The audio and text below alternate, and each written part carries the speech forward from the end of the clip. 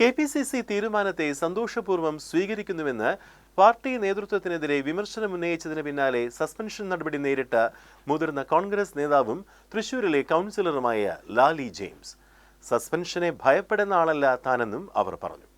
ഒരു ഉറച്ച കോൺഗ്രസുകാരിയായിരിക്കുമെന്നും മരണം വരെ ഓർമ്മ അവശേഷിക്കും വരെ പാർട്ടിയിൽ തന്നെ തുടരുമെന്നും അവർ വ്യക്തമാക്കി. തന്റെ ഭാഗം കേൾക്കാനോ വിശദീകരണം ചോദിക്കാനോ തയ്യാറാകാതെ രാത്രി വൈകി ഇരുട്ടിന്റെ മറവിലെടുത്ത തീരുമാനമാണ് ഇതെന്ന് അവർ ആരോപിച്ചു. സസ്പെൻഡ് ചെയ്യാനും തിരിച്ചെടുക്കാനും പാർട്ടിക്ക് അവകാശമുണ്ടെങ്കിലും നീതിപൂർവമായ നടപടിയല്ല ഉണ്ടായതെന്നും ലാലി പറഞ്ഞു. കോൺഗ്രസുകാരിയായി തുടരാൻ തനിക്ക് പ്രത്യേക അംഗത്വത്തിന്റെ ആവശ്യമില്ലെന്നും അവർ കൂട്ടിച്ചേർത്തു.